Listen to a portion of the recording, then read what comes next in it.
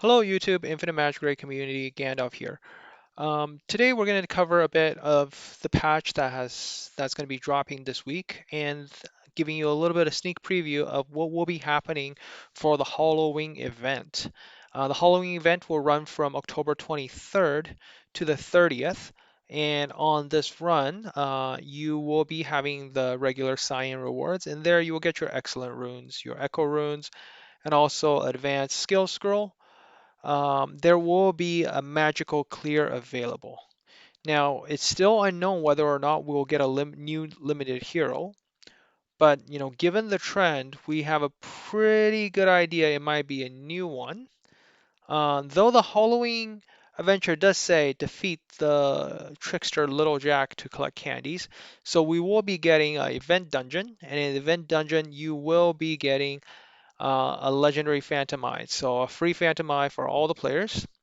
There'll also be a devil training project. So this is very similar to like the Yeti feeding project or the Yeti feeding one I think we had a while ago where you feed the Yeti and really there's not much to do with interactions, which is good because we really um, have a really busy week right now with free to play, the fair to play arena. We have the Guild Arena going on, and we also have the first few days of Broken Land. So players are really busy right now. So hopefully, next week it's a good time for dropping this event, making it a little bit easier on everybody. Um, and there'll obviously be the holiday pass. I think the big one to look forward to is the Phantom Eye. I'm pretty sure, as usual, there will be puzzles, so you can look forward to my guides on solving the puzzle if you struggle with them.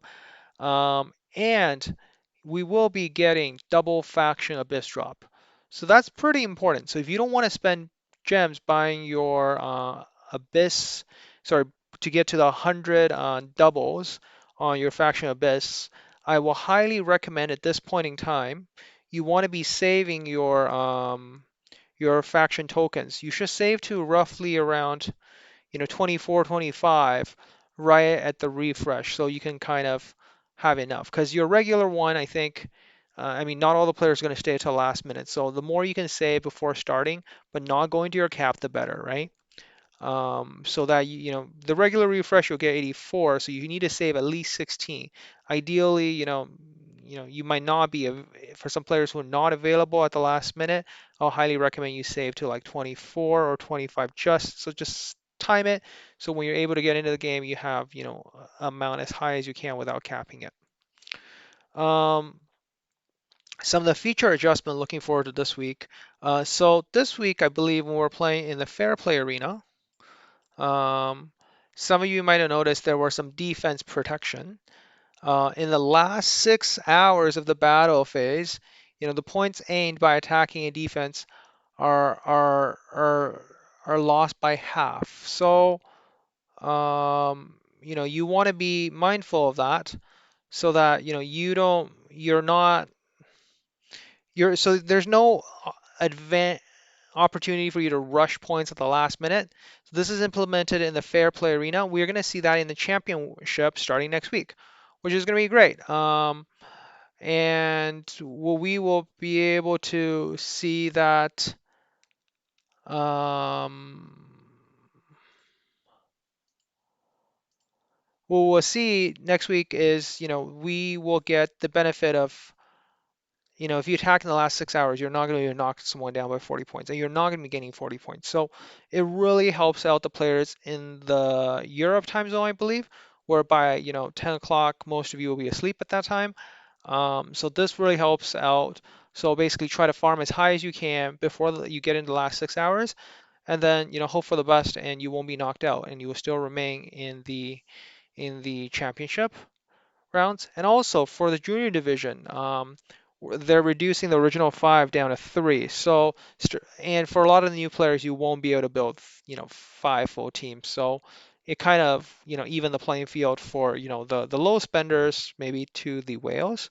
So, the whales definitely might be able to get to the 25 full teams, but, for a low spender or, someone who's competitive, you might only have 3 solid teams. So therefore, I think it evens the playing field a little bit. So positive changes coming next week with championship. Finally, the summoning banner. So if you guys don't check out the The main Discord, they always post the summoning banner beginning of the week, but just a friendly reminder, we're getting double legendary, so make sure you have enough summons to go for these double summons. All you need to do is get one legendary hero, and then you get a free random pull of a legendary hero. So always great to make sure you get at least one legendary one. So whether you get it through your excellent pity or your supreme pity, just hit the pity. Great way of doing it. Try not to waste, your summons throughout the week. Definitely make sure you have at least one pity to get to a legendary, so you can double it. The legendary ups this week is Moloch, Betelgeuz, Chardonel, Magdi, Guhanna. It's a it's an okay banner.